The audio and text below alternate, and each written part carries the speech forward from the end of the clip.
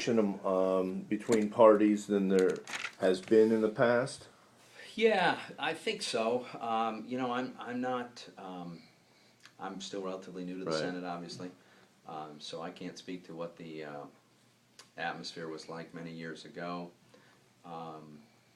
But yeah, I think there's more polarization now than there has been in a long time. Again, you know, I try to put blame where it's due and not be always simply reflexively partisan. But the president ran really an unbelievably partisan, not just partisan, a divisive campaign, pitting one group of Americans against another, denigrating entrepreneurship and hard work and success.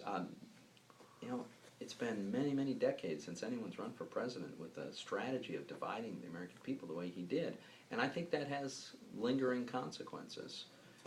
So, yeah, it's tough. Now, there's some exceptions, right? There is occasional bright spots. One of the things that I'm really pleased with was that we were able to pass the Jobs Act. I don't know if you remember, but to his credit, now the president appointed a private sector commission to make recommendations about how we could ease the regulations that were limiting the ability of growing companies to raise the capital they need to really expand.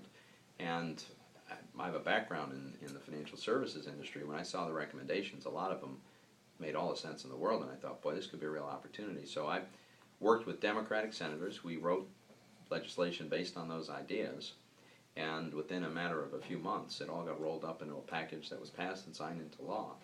So although the SEC has been inexcusably slow in implementing these things, they will eventually get to it. I think eventually means this fall.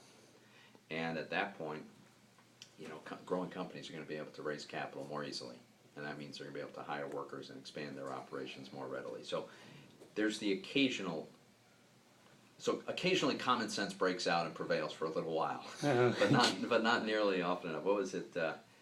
Was it Churchill who said, you know, a lot of men inadvertently stumble upon the truth, but quickly brush themselves off and pass on as though it never had happened. You know, I'm paraphrasing. Well,